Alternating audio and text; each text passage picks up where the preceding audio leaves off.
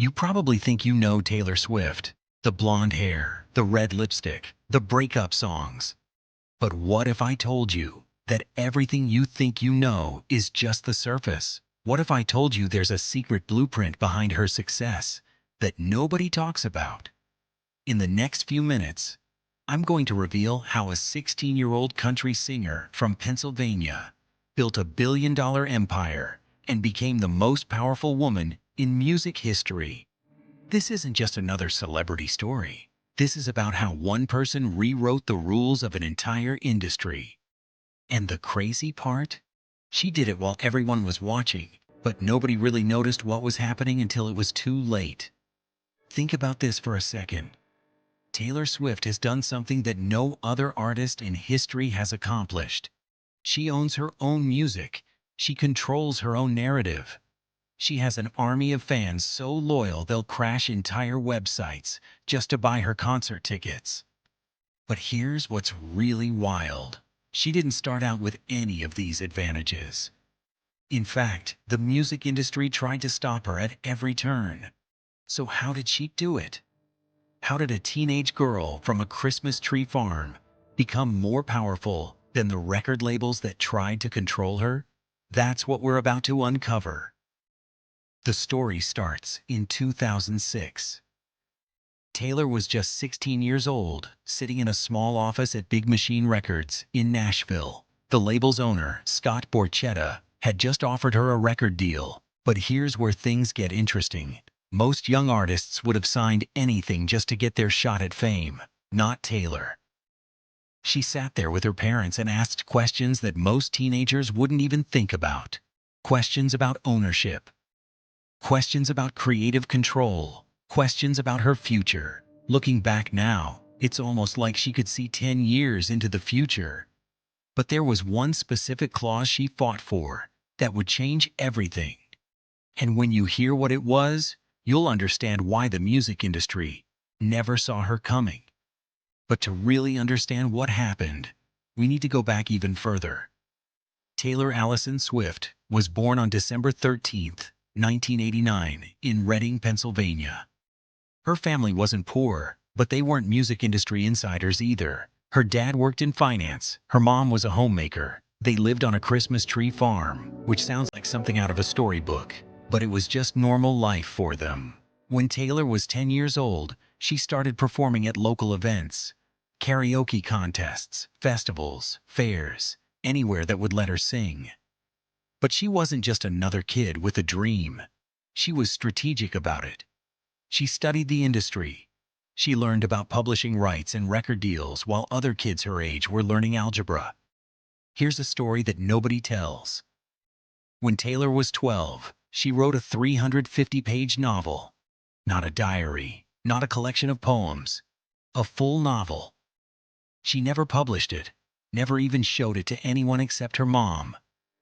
But that novel taught her something crucial about storytelling that would later make her millions. She learned that the best stories aren't the ones with the biggest explosions or the wildest plot twists. The best stories are the ones where people see themselves in the characters. At 11 years old, she convinced her mom to drive her to Nashville to hand out demo CDs to record labels. They literally walked up and down Music Row, knocking on doors. Every single label turned her down. But instead of giving up, Taylor did something that would become her signature move throughout her career. She learned from the rejection and adapted her strategy. She realized she needed to stand out, so she learned to play guitar. She started writing her own songs. And not just any songs. She wrote songs that told stories about real experiences that teenagers could relate to. This was revolutionary in country music at the time. Most country songs were written by professional songwriters in their 30s and 40s, trying to guess what young people wanted to hear. Taylor was actually living it. By the time she was 14, her family made a huge decision. They moved to Nashville. Not because they had a deal lined up, but because they believed in Taylor's talent. Can you imagine uprooting your entire life for your teenage daughter's music career? But this move would prove to be the turning point. And the reason her parents took this risk? It had to do with something Taylor's grandmother told her that would shape her entire approach to the music business. In Nashville, Taylor got a development deal with RCA Records. But here's where her story takes an unexpected turn. Most artists would be thrilled with any deal from a major label. Taylor walked away. Why? Because they wanted her to record other people's songs and wait until she was 18 to release an album. She knew that wasn't her path. This is when Scott Borchetta enters the picture. He was starting a new label, Big Machine Records, and Taylor would be his first signing. But remember that meeting I mentioned earlier? Taylor negotiated something into her contract that was almost unheard of for a new artist. She retained ownership of her publishing rights. This means she owned the songs she wrote. At 16 years old, she was already thinking like a businesswoman. Think of it this way. Imagine the music industry as a giant chessboard. Most artists are pawns, moving one square at a time, following the rules set by the kings and queens. But Taylor? She was playing a completely different game. While everyone else was focused on their next move, she was already planning for the end game. She was setting up pieces that wouldn't matter for years, but when they finally came into play, it would be checkmate. Her self-titled debut album came out in 2006. The lead single, Tim McGraw, was a slow burn. It wasn't an instant hit, but Taylor did something that most artists didn't do back then.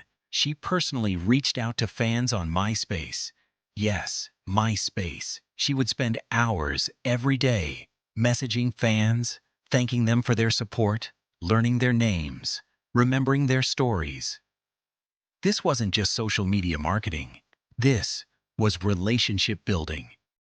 And those early fans, they became the foundation of what would later be known as Swifties, one of the most powerful fan bases in entertainment history. But the way she built this fan base involved a secret technique she learned from an unexpected source, and it had nothing to do with music. The album eventually went multi-platinum, but Taylor was just getting started. Her second album, Fearless, released in 2008, was when things really exploded. The song Love Story became a global phenomenon. But here's what most people don't know. Taylor fought her label to release that song as a single. They thought it was too pop for country radio. She insisted. She was right. Fearless won the Grammy for Album of the Year, making Taylor the youngest artist ever to win that award at the time. She was 20 years old and on top of the world. But this is where the story gets complicated. As Taylor's success grew, so did the criticism. People said she couldn't sing. They said she only wrote about her ex-boyfriends. They said she was manufactured, fake, calculated. The media started treating her personal life like a soap opera. Every relationship became front-page news. Every breakup became material for jokes. But what happened next would test everything Taylor had built. And the way she handled it would reveal her true genius. 2009 brought one of the most infamous moments in pop culture history. You know what I'm talking about? The MTV VMAs. Taylor had just won Best Female Video for You Belong With Me.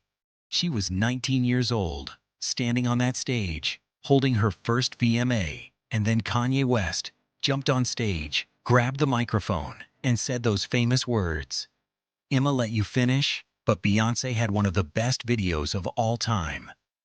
The camera caught Taylor's face in that moment. The shock, the confusion, the hurt. The entire audience booed. Beyoncé looked mortified. And Taylor? She just stood there, not knowing what to do. But here's the part nobody talks about. Backstage after the cameras stopped rolling, Taylor had a complete breakdown. She called her mom crying, saying she wanted to quit music. She felt humiliated, small, like everything she'd worked for had been destroyed in 30 seconds on live television. For about an hour, Taylor Swift genuinely considered walking away from everything. That moment could have destroyed her career. A young country artist being humiliated on live television at a pop music awards show? Most people would have crumbled. But Taylor did something incredible. She turned that moment into fuel. Taylor Swift's rise wasn't luck, it was strategy. At just 16, she signed with Big Machine Records, but fought to own her songwriting. A move that would define her career. From performing at local fairs to facing rejection in Nashville, she learned to adapt, writing songs that felt personal and real. After the infamous 2009 VMA incident with Kanye West, Taylor turned humiliation into motivation, building an empire on authenticity and fan connection. She moved from country to pop with fearless precision, pulling bold business moves like removing her music from Spotify and re-recording her albums to reclaim ownership. From Folklore's surprise release to the record-shattering Eras Tour, Taylor has proven that true power in music comes from strategy, resilience, and connection. She's not just a pop star, she's a cultural force, rewriting the rules of the industry. And for more video like this, kindly subscribe to the channel. See you in the next one. Bye for now.